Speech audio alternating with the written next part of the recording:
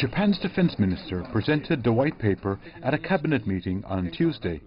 The annual report said Japan's assessment of the nuclear issue on the Korean peninsula remains unchanged.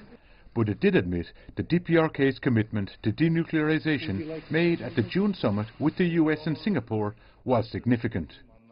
After the U.S. DPRK summit, there is no change in our basic recognition concerning the threat of the DPRK's nuclear weapons and missiles. And we have taken this point into consideration for our annual defense review.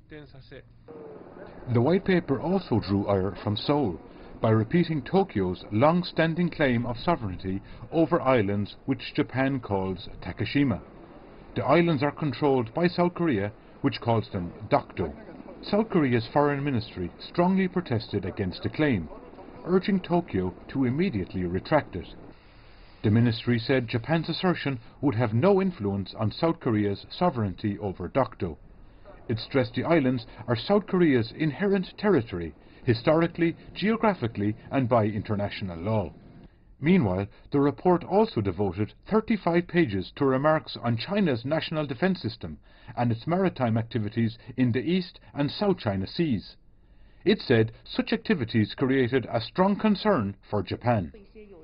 In response, China's foreign ministry strongly dismissed those statements as groundless and irresponsible. We hope the Japanese side will not try to find excuses to expand its military capacity. Instead, it should bear in mind regional peace and stability and the general interests of China-Japan relations. It should do more to enhance mutual trust, contribute to the security of both sides, and uphold regional peace and stability rather than doing the opposite. Analysts say the white paper exaggerates the threats coming from China's neighbours and looks to pave the way for the government's revision of the country's restrictive military guidelines, known as the National Defence Programme.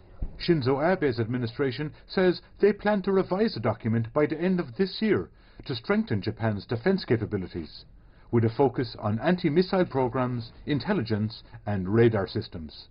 Rory Cohn, CGTN.